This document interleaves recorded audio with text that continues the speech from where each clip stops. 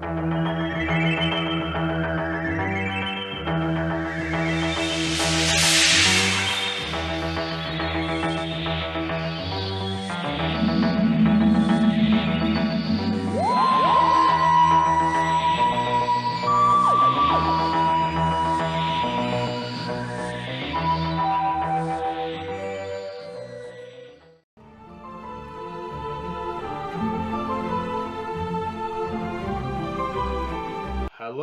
Whovians and welcome to my review of Doctor Who The Abominable Snowmen, starring Patrick Troughton as the second Doctor. Okay, so it's been a while since my previous Doctor Who review. I had a lot of other videos to do, and as always my life is very busy, but here we are. So, the basic plot of The Abominable Snowmen is that mysterious forces are at work in the 1930s in Tibet. The once gentle Yeti have turned savage and besieged a Buddhist monastery. The second Doctor, Jamie and Victoria, arrive expecting a friendly welcome from the abbot, but soon become ensnared in the plans of the extra-dimensional being known as the Great Intelligence. Dun dun dun! Yes, this story marks the very first appearance of the Great Intelligence. So, how is The Abominable Snowmen? Okay. Oh gosh, this is a bit awkward. I'm gonna get completely ripped apart for my opinion on this. I didn't like this story. I'm sorry. I tried my best, guys, but sometimes you just can't. And on this occasion, I just couldn't get into it. I couldn't get into it. I was hoping that, because it started out very slow, and I was hoping that it would pick up as the story went on, but for me, it never did. Well, yeah, the story has some good things in it. I'm not going to say this isn't a rant. It's not like the Gunfighters. Fucking hell, no. It's better than that. It's just, the problem with this story I have is that it's so boring. It is dull. It's a snail to sit through. And it is long and baggy. And it doesn't go anywhere for me. I don't think the story is very interesting at all. I think the setting is interesting. The setting in Tibet. And the idea of, of them going to this monastery in Tibet is great. And it's cool. There's a great sense of scope with this story. But I just don't think that there's much more else that you can enjoy other than the performances. The story is slow. There are some interesting side characters, like Travers and Tony, or Tomney, or however you say his name, and Shortson. I don't know how you say his name, but that one. If you've seen the story, you know who I'm talking about. They're good. They're interesting, and the Abbot obviously is a good character too. And it's nice to see, obviously the Doctor and his companions do a great job. Like Patrick Troughton is great as the Doctor. Jamie is great. Frazer Hines does a great job as Jamie. This is an interesting one for Victoria. Yet again, Doctor Who are going over the hypnosis theme, but they don't focus on it as much as they did in previous stories. And there are some nice thrill moments. There's some good tense moments. And it is nice to see the Great Intelligence, or in the beginning hear the voice of the Great Intelligence. But I just got to be totally honest with you guys, I just didn't care for this story. I thought it was boring. And the Yeti, they basically just look like big Ewoks. If you've seen the film Star Wars Return of the Jedi, they have these little teddy bears known as the Ewoks, which assist the rebels in defeating the stormtroopers. And in this story, I didn't think the design of the Yeti was very good. They just look like walking carpets and like bigger versions of the Ewoks. They look more like teddy bears, like giant bears, than they do actual Yeti.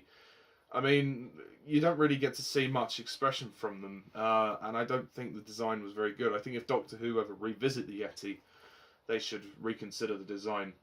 I know they're on a tight budget. I appreciate that there is a lack of budget with the classic series.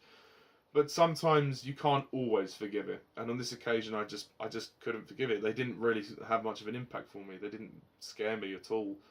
And again, the story is too long. It's 6 parts. 6 parts, and all 6 parts bored me to crap. I can't lie to you. I can't lie to you. I'm not going to sugarcoat this story. I mean, the production design is great. I love the set of the monastery. The monastery looks amazing. And there are some really great scenes. And the Doctor's fur coat that he wears is very appealing. But other than that, this story doesn't do anything for me. It doesn't stand out. It doesn't have any thrilling moments. There's, well, a few moments which are quite entertaining. It has its moments of entertainment, but as a whole, it's too long. It drags. I don't think the Yeti were that good. The story itself is just blah. You know, who gives a shit? You know? It's a nothing story. I mean, well, the Great Intelligence is the only real thing that this story has going for it, and even then, they don't make much of an impact out of the Great Intelligence, which is very sad. I know, I imagine a lot of people are going to disagree with me on this story, but sorry, I can't lie about my opinion. But I mean, I do acknowledge that there are some good things. As I said, the acting's great, and I think the side characters do contribute quite well, which they haven't done in previous stories. So it's nice to see side characters that are unique and interesting. I think the most interesting one for me is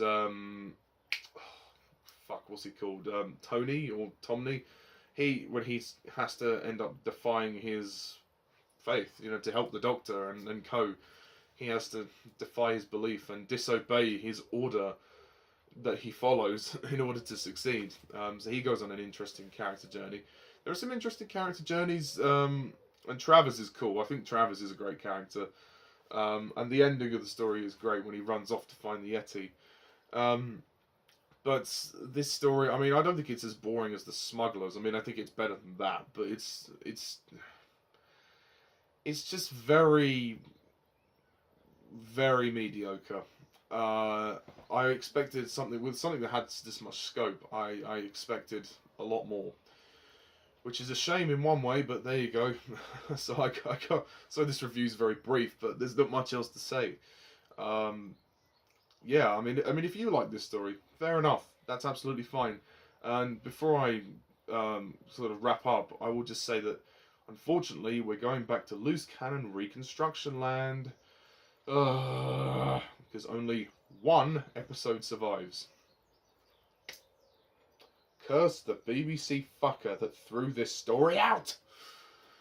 But you know, hey ho, I should be thankful. I should be thankful that Loose Cannon went out of their way to reconstruct the other 5 episodes.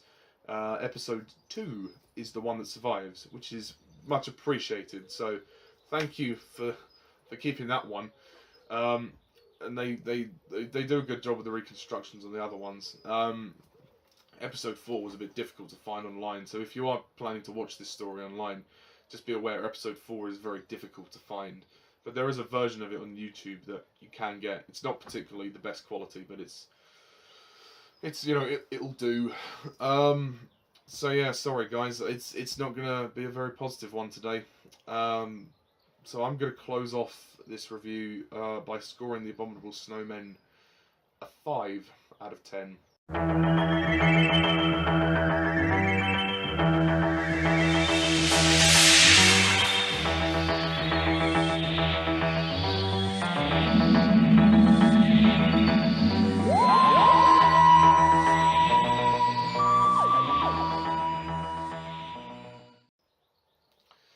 Yeah, kind of sucks really.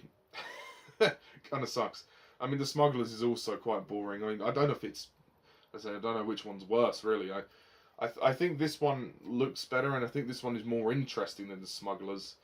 I can't remember what I rated The Smugglers. I need to look at that. But yeah, that's pretty much it really. I'm just going to quickly look at The Smugglers review because I'm curious about that. Obviously, that is a William Hartnell story. So, yes. Where's the rating? Where's the rating? I also gave The Smugglers a 5 out of 10. So, yeah, they're both pretty much on par with one another. So, yeah, that's pretty much it, guys. That's my review of The Abominable Snowmen. What do you think? Do you agree? Do you disagree? You probably disagree. Please put your comments down below. Let me know what you think. And stay tuned next time when we review The Ice Warriors. Another 6-part story. Let's hope it's better than this one. Anyway, thank you guys all for watching, and as always, I'm Mr. TARDIS11. See ya.